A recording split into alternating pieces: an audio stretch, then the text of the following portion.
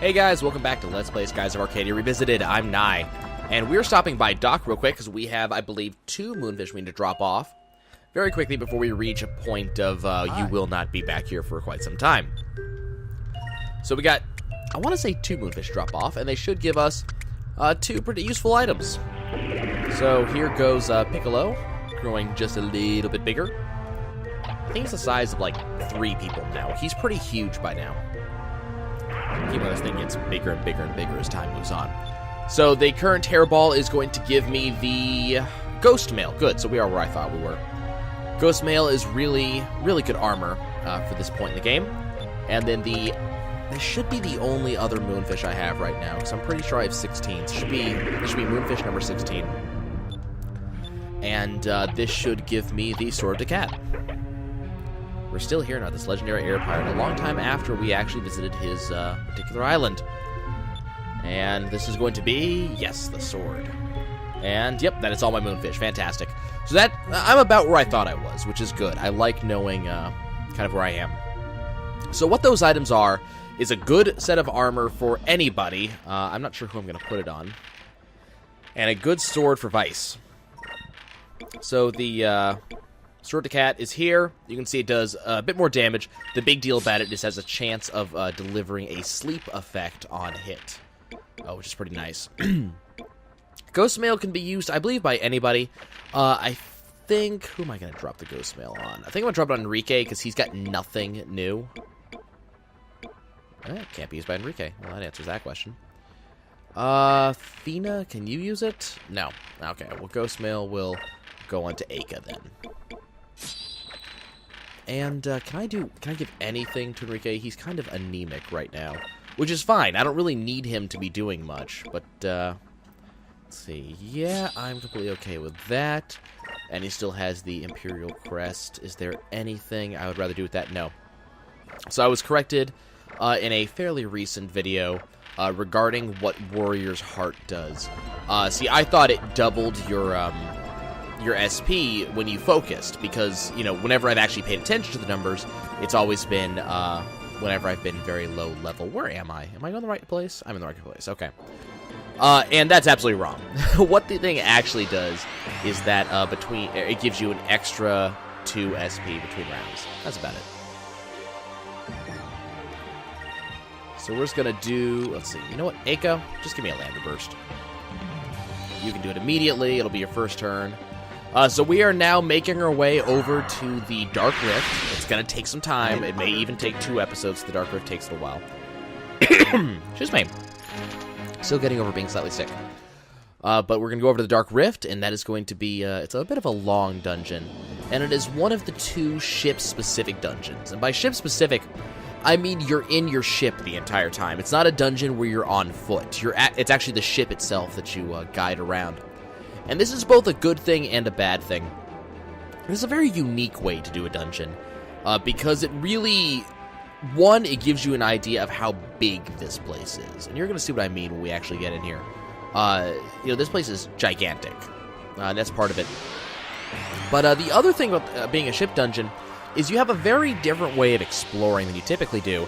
Third dimension, you know, up-down becomes a particularly large part of the exploration, because we don't have that when we're exploring around as Vice and Aka. I mean, we can go up and down, you know, elevators and all that, but we can't really, you know, we don't have the ability to just rise and fall whenever we like, and there can't be things just kind of hidden around doing nothing. But there, you know, there can be when we're in the ship dungeons. Thing is, there's only 2 of them. Neither of them are particularly difficult, so we don't really have to worry about that. So Fina's got all of her green level spells, which is awesome. So she's still the main healer, so that really makes sense. But I want to make sure Aka gets them as well. And I am just going over here. I am looking for that right there. So that, oh, let's grab a couple fish while I'm here. So that very sphincter-like opening right here. This is the opening to the Dark Rift, and now that I've actually beaten the Orgus, I've beaten Gregorio, now I'm actually allowed to go through. So basically we needed to get the, I don't want, you know what, I'm not running from any fights. I've kind of decided that's not going to happen. But now that we've beaten Gregorio and we've heard kind of the warnings about the Dark Rift, we can actually go in. And the most important thing is that from Dawn, we heard the Dark Rift is essentially this gigantic, like, super hurricane. We're looking for the Eye of the Storm, and that if we find it correctly, we'll be going through pockets of the storm on our way through. And we want to make sure to do it right. So, that's what we got to do, is make our way through the pockets of the storm. And so let's get to it. So the first pocket is literally this opening right here. So now we go into the Dark Rift. Vice wants to know if Enrique is ready for this. Enrique says he doesn't suppose he has much of a choice. We must go through the Dark Rift. And he'll be fine. It's not either the time or the place to be complaining about air sickness. So in we go. And the Dark Rift is, in addition to being a very interesting area, it's a very cool dungeon as well. Has a bunch of new mechanics. So we have a save point here. So let me actually use that. I'm thinking about equipping the... white map. I'm not sure. I might. You know what? In fact, I will, because I don't want to deal with all of the fights in here. It's just a pain in the ass. I'll just have to remember to equip the captain's hat later on. Where's my white map? Okay. So a couple things have changed here. Number one, we have these openings. You can see it right here. The thing about these openings is that they don't reveal where they go unless you get close. You get close, it shows you the tunnel, and what will happen is this is a bit of a maze. If you go down the wrong tunnel, you're sent back to the beginning. So it can be very frustrating. It's also a little bit disorienting, so you gotta figure out what the right tunnels are. There's a trick to it. It's very hard, well, it's not very hard to see, but if you look at this particular tunnel, notice how it's flashing red, it's alternating between red and blue. That means it's the wrong way. If you go into a red and blue tunnel, if the red and blue is the opening, like, let me see if I can show it to you. Let me just back up from this place so you can see it. So if you see it flashing red and blue from a distance when you can't actually see the tunnel, kind of like this one is now, that's indication that that's going to bring you back to the beginning. So all you have to do is avoid the red and blue tunnels. Okay, so one of the ways they change this, notice how it's very vertical, how I'm going up and down. So one thing is we don't have treasure chests. We have ships that we will plunder, and this is one of them. If the ship has its lights on, like this one does, you know you haven't gone to it yet. If it does not have the lights on, you've already plundered that ship. And we definitely want to find everything in here. We just got the Moss armor. Is a pretty terrific piece of armor, actually. You can see the stats on there. It's giving Fina more defense, magic, as well as hit and dodge. Is this something I want to put on Aka, is actually the question here. Is she even allowed to? No. Okay, well, that answers that question. Well, actually, let's check. Enrique, can you equip the Moss armor? Yes, you can. So we're going to give it to Enrique, because he's the one that's more likely going to be hitting things. So that's the Moss armor. And we're going to go down here.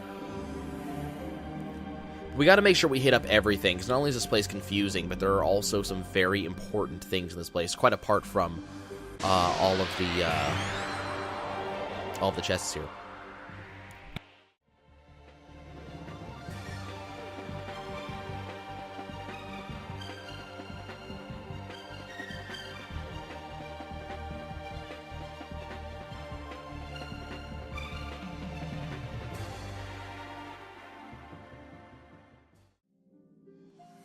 Okay, our second chest here is going to include a Magus seed, so it's going to be MP up for whoever I care to use it on. And then we're going to go through this rock wall right here and go into the other side. You might even not even know that you can go through that rock wall. And again, this moving wall here is very disorienting. I'm not moving. Like, I'm not touching the control stick, but that wall is moving. So it can be very disorienting for you if you have no idea where you're going. Let's see, I want to go up here. Keep in mind, the geometry in this area can also be a bit of a bear. You can really easily catch yourselves on random sticky outy bits that can prevent you from going up and down as you would want. There's also the painfully slow rotation rate of the Delphinus. It's, you know, you're looking around trying to see things. There is no first-person view, and so it's painful to try to look around. So here's our next chest, and this is going to contain the Dream Cutlass. Let's go take a look at that. That's for Vice. It is a new piece of equipment for him, and I'm not sure if it's better than the Sword of Decat. It is, by considerable ways. The legendary sword that can supposedly rip the fabric of reality and make dreams come true. You'd think that would be like the best weapon in the game, but it sadly isn't. Unfortunately, better than the Sword of Decat, which we only just got. We actually, that's the earliest we could have gotten it just now, because we just got the Moonfish. that would allow it to be there, but unfortunately, it's already been completely destroyed. Oh well. So we are going to go into this particular vortex, and we are going to start ascending. This one's a bit of a pain, actually. Let's see. So we're going to go through here, and this is an interesting room. Notice all the glowing rocks. If you go close to these, you'll notice there's actually a rock in the center of each of these. See that right there? But if you'll notice, the big one in the center, right there, has no such rock in the middle. This one is... it's tricky, but if you go close to it and press A, you will discover the Black Moonstone. This rare Black Moonstone holds tremendous power. It can turn positive energy into negative and vice versa, but a practical application for this ability has not been found. There are rumors of a lost Black Moon, but the truth remains unknown. So... it's a discovery, but you have no way of knowing that this discovery is here. Unless you already knew it, or you came in and kind of realized something was going wrong here, and you came up and pressed A. Okay, I entered through that vortex right there, I think. I'm already lost. Oh, that's terrible. But, okay. I think I need to go into this one? It's not flashing red. That's usually a good sign. Well, that's a bit of a sharp descent. So those walls are meant to indicate, apart from giving you, like, a headache, they're meant to indicate, you know, the walls of the storm, basically.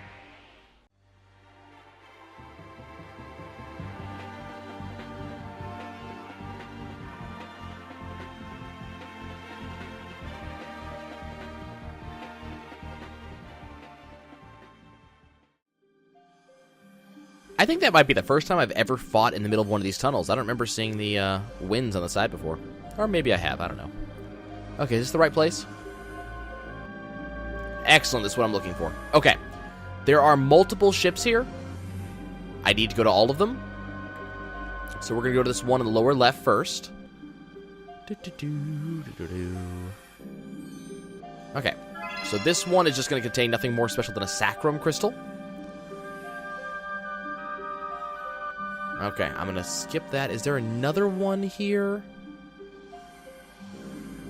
Okay, we need to ascend as high as we possibly can. If you look over here, another ship. This one hides. 2,731 gold. And now we want to go down. We're looking for that other shipwreck, the one I ignored just a moment ago. Where are you? Show yourself! There it is. This ship's special. Notice how it has red lights. This one we actually go inside. And inside we find two things. We find a man, and we find a chest. The chest contains a Moonberry, and the man, well... we ask if he's alright, he doesn't talk, wonders, well, doesn't talk to begin with, asks who we are immediately. We let him know that we're Vice, a blue air pirate. This guy doesn't know his own name, he can't remember. Can't remember anything before the shipwreck, can't even remember his crewmates' names, and he's really upset about it. Fina comments that his amnesia, and the shock of being shipwrecked must have been devastating for him, and I think, you know what? Probably would have been. So we offer to take him with us, take a ride, and he says he knows the way out. The giant beast leads to the outer world, but he cannot leave without his memories. We comment that we're here to help him, and that he cannot leave, not without knowing who he is, not without knowing where to go once he's on the outside. Nope, he will stay here. But we say we can't force him to leave, and wonder if there's anything we can do to help him get his memory back. I must have not gotten this one right. That's kind of odd. I was so sure I'd already figured this one out. That might have to wait for the next episode. I was so sure I had already done this, this particular thing. It's one of the few times I did not get it done ahead of time. Okay, so we're going to have to come back here, which is a pain, because I did not want to have to do that. But in order to get that guy, he is a crew member, and I've actually, you know, I've never actually seen that particular bit of dialogue. That is something strange. You know what? We're going to go do what we have to do to get him. So, you know what? I'll be right back. Okay, here we are in Sailor's Island. I cannot believe I forgot about this. But we need to go into Polly's Tavern. See, what I should have done when I was here picking up Lawrence is I should have come over here and talked to Polly.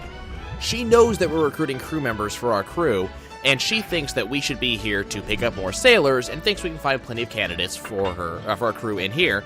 And Aka thinks that we should actually take her to join the crew. And we'd be delighted if she would come with us and be our cook, and she's probably the best cook we know.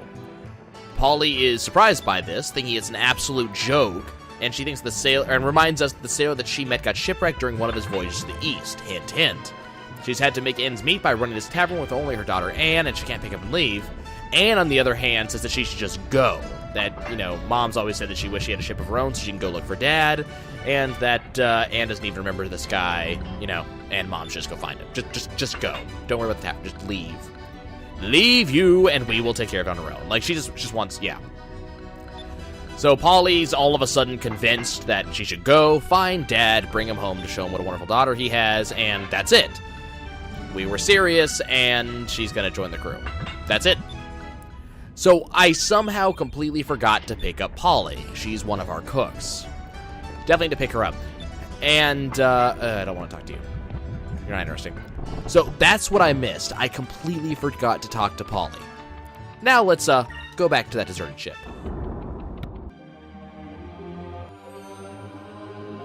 We're finally back, or I'm finally back. You guys just left. And we are back with this gentleman.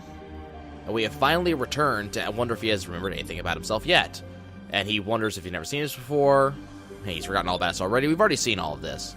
But in comes Polly, immediately walking in, saying thank you, she's found him. Apparently she decided to follow us into the ship, assuming that, of course, it was his ship. Just the hair's a little bit longer, and he's got a beard, but this is her husband, Robinson. I thought Robinson was a last name, honestly, not a first name. But apparently that is this guy's name. She is convinced that this is Robinson, that it's her, Polly, that his daughter, Anne, has waited for years. Polly Ann? Oh, I get it. Polly Ann and Robinson. That's funny. Look at this guy having this seizure. All of a sudden, just, oh my god! Robinson, Polly Ann, yes, yes! He's having a seizure. His name is Robinson, he remembers, he was with his wife Polly and his daughter Anne. I love the details there. It's only what she gave him. She is totally implanting memories right now. He remembers now. Yep. I'm actually really curious if this is implanted memories or if he actually remembers. By the way, he never gets out of these crappy clothes. He never shaves. Ever. Seems like you're a lot more woman than it was when I last saw you. He knows how to talk to people. You haven't seen me in years, and that's all you have to say to me? Uh-huh. Yeah. So that's Robinson. So he thanks us from the bottom of his heart. We have reunited him with Polly, yada, yada, yada. She's a member of our crew, and so Robinson would like to go with us as a member of our crew. Of course, we're always going to have him, and he at least remembers how to sail. And that's it. So that's Robinson. He is a sailor, so he can take Marco's place. I forget who does what. Marco will double all of our spirit points for one turn if we use him, but Robinson reduces the spirit point cost for actions for a turn. I almost never use them anyways, so I'm not overly concerned about it. Polly, by the way, if you have her in the active crew and use the crew command, she'll replenish one character's MP to full. You'll almost never have an issue with that, honestly. With all the MP you get in this game, you will really almost never, you'll almost never have an issue with MP, honestly. And most of the times when you have a ship-to-ship battle, you're typically going to know it's coming ahead of time. It's very rare that you will have a ship-to-ship battle that you didn't know was on the way. So you typically would be able to have some MP on hand, but you never know. It could happen. So we're going to go ahead and go back towards the Black Moonstone here. And then we're going to move our way across to these two vortexes here. The one on the left, as you can see, is flashing red, so it is definitely a bad one, so we want to go to the one on the right here. This will bring us to a place we haven't gone to yet. Works pretty well. Let's see. It's slow going through here. It really is. Everything just feels so slow. It really does. Okay, so we have this room. So I'm going to move over here to the left here. And this should be another item. So this is a Aura of Valor. Remember, that is the very special item that, let's see, there's my next one. Very special item that increases all my SP to full for single turn.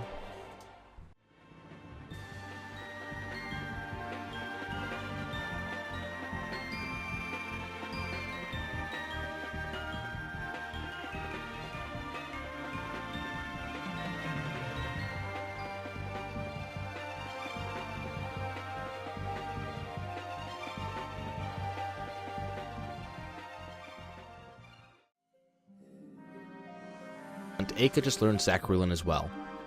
So we can pretty much ignore green spells for a very long time now, because the two people I need to have them. So here's a Moonberry. We have enough Moonberries that I can go into Fina's abilities and unlock her final Supermoon, which only requires 4, thankfully, which revives, cures all adverse effects, and completely restores all HP of all allies. Lunar Light. It costs 18 SP. It is the most expensive ability, I think. I think Drachma actually claims the most expensive ability. It's extremely expensive, but it is literally a global reset. All of your allies come back to life, full health, no adverse effects, ready to go. It's great stuff. And this is going to be our final treasure chest of the game. But of course, we are in a dungeon, and what dungeon would be complete without a Zivelin Bane fight? Nope, really, that's what this is. It's a Zivelin Bane fight. Luckily, it's a really easy one, because we're a lot more powerful than we have ever been in the past. And even though Bane does increase in his power as time moves on, as you can see, he did a fair amount of damage to Enrique. But even though Bane does increase his own power as time moves on, he is still, while not a pushover, he becomes less and less of a threat as time moves on. Even as I say that, he does do quite a lot of damage to Fina. But yeah, you don't really have to be concerned too much about Zivelin Bane at this point in the game. He's, as I said, not a pushover, but he doesn't do that much damage unless he's using Burst or something like that. All I'm waiting for is a chance to have Vice use Pirate's Wrath, and that's going to be it. There's going to be nothing more to this fight. And then we'll get our next reward. But yeah, Fina's ability, I think it's Cleansing Light is the name of it, something like that. It's, I know, I just unlocked it. I played this game multiple times. I can't remember the name of the ability, because I never actually use it much. It's not one of those abilities I use a lot. I literally use it as a global reset button for when things go disastrously wrong. For example, if I had had Cleansing Light when we fought the Ixanex demons, that fight would have gone a lot differently.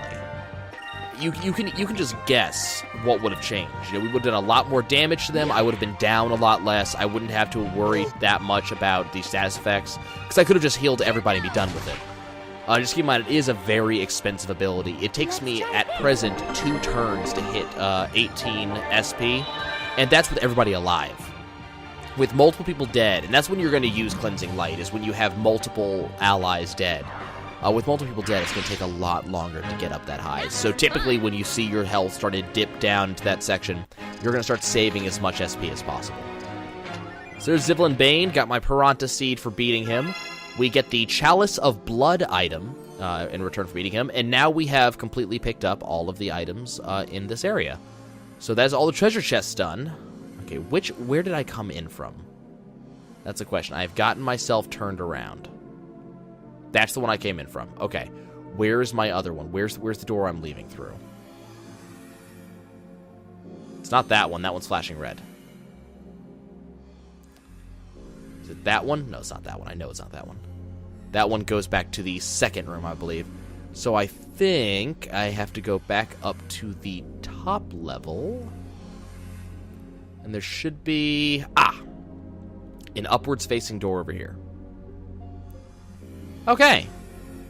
So it didn't take quite as long as I thought it would to beat this dungeon. The ship dungeons are not especially long, and I did equip the white map, so this one did move a lot faster than otherwise would have. If I had not equipped the white map, this might have taken twice as long. So now we're going to be in a big empty room. You see that monster up there? Yeah, that's our boss. Problem is, he takes a little bit of a while to do, and I really don't want to make this episode stretch out for longer than I have to. So we're going to pause right now, and then when I return, we're going to beat him and make our way out of the Dark Rift. So I will see you guys next time.